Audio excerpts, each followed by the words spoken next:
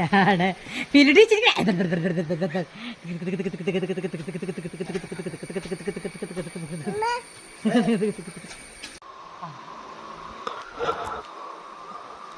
ചിരിക്കി ചിരിക്കി പിന്നോട് ചിരിക്കി ചിരിക്കടി പേരുട്ടി അത് പേടിച്ച് കൊടികളെ പിന്നെ കുറച്ച് കൂടിയാവും പിന്നെ അച്ചയുടെ കൂടെ